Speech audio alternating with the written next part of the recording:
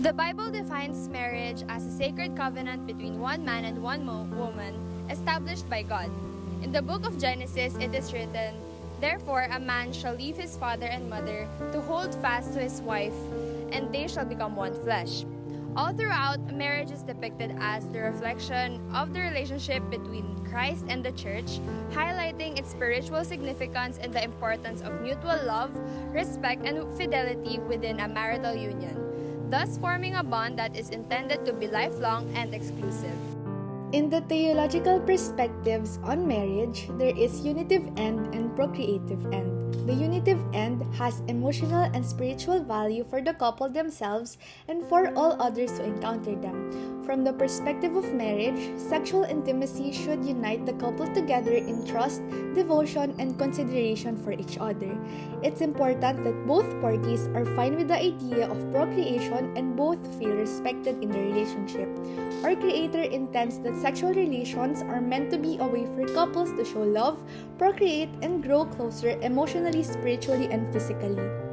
The procreative end, on the other hand, is the end of producing or procreating for an offspring.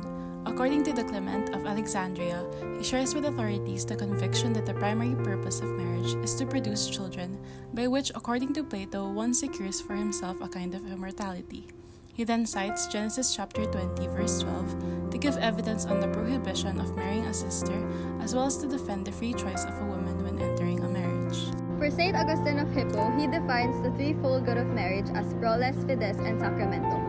Procreation or proles is a good whereby children are born into the world and brought up in faith. Fidelity or fides is then the good whereby a man or woman takes only one spouse. Lastly, the sacrament or sacramentum is the good whereby it preserves the union as indissoluble. These elements form the basis of the Church understanding of marriage even today. To further tackle each good, let us begin with bonum proles. Bonum proles, or the good of offspring, is the fruitfulness of the conjugal union which fulfills man and woman's longing for self-perpetuation and for the perpetuation of the conjugal love between them.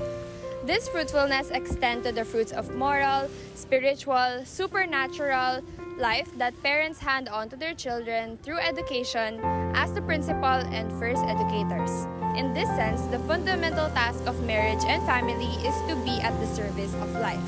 Moving on to bonum fide, the exclusive fidelity of the marital relationship, wherein one man with one woman, the commitment to a faithful and exclusive love in marriage. A person who does not wish to belong to someone else consigns himself or herself to perpetual isolation and loneliness. The Lord says, "Thou shalt love thy husband or wife with all thy heart, and shall cleave unto him or her and none else." And when the Lord says all thy heart, it allows for non-sharing, nor dividing, nor depriving. The spouse then becomes preeminent in the life of the husband or wife, and neither social, occupational, or political life, nor any other interest, person, or thing shall ever take precedence over the companion spouse. Lastly, bonum sacramenti, or the permanence of the relationship, which is the unbreakable character or indissolubility of the marital bond, is what love aspires after. I love you for always. Love seeks to be definitive and cannot be an arrangement until further notice. When there is acceptance of a permanent bond of love, one enjoys knowing that one is entering a stable home or haven, even with the sacrifices and difficulties that come with it, that one belongs to another and the other belongs to one. Now let's tackle a brief history of marriage. We begin in 1184 when the Council of Verona made the first declaration that marriage is a sacrament. This was included in the condemnation of the Cathars, a heterodox group. Since dualism was the foundation of the Cathars, they viewed sexuality and marriage as evil. Hence, Cathars were to be celibate. Although the Church was suspicious of sexuality, the naming of marriage as a sacrament in opposition to the Cathars was a very important development in the theology of marriage. As a sacrament is an invisible sign of God's invisible presence. According to the Council of Lyons, matrimony is a sacrament of vocation and commitment. In marriage, the Church reveals itself as a community called forth and committed to a life of mutual love and service. The ministers of the sacrament are the bride and groom, while the priest is only the principal witness and the minister of the blessing. In the Council of Florence, Marriage is defined as a sacrament, solidifying the development of the doctrine from the previous 12 centuries, and described marriage as insoluble since it signifies the indivisible union of Christ and the Church. Moreover, the Council of Trent defended matrimony as a sacrament that reaffirmed traditional Catholic teachings but also put an end to future clandestine marriages by imposing conditions for the marriage contract to be valid, assuring the free consent of the spouses and bringing the right under the control of the clergy. It forbade divorce while not condemning the practices of the Orthodox. Casti Connubii, a papal encyclical given by Pope Pius XI, served primarily as a reaffirmation and expansion of the issues discussed in Arcanum, an encyclical written by Pope Leo XIII. It was released to address new threats to marriage and conjugal unity. The document explores the meaning of Christian marriage and its threefold purpose from St. Augustine, which are to produce offspring, to grow in conjugal faith, and to show benefit from the sacrament.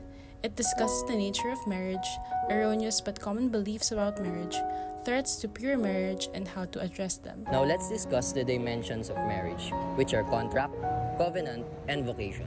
Marriage is a special contract of permanent union between a man and a woman, entered in accordance with the law to establish conjugal and family life. It is the foundation of the family and an inviolable social institution whose nature, consequence, and accidents are governed by the law. Marriage as a covenant means a lifetime commitment to each other. It dissolves only when one partner dies or if one partner sinfully rejects his or her vows in some severe way. Christian marriage might face moments or seasons when raw commitment to Jesus Christ alone keeps the couple together. Lastly, marriage as a covenant means that under the lordship of Jesus Christ, the husband-wife relationship becomes your primary human relationship.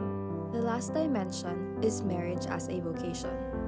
The Catholic Church teaches that the spousal relationship is more than just a social and legal institution.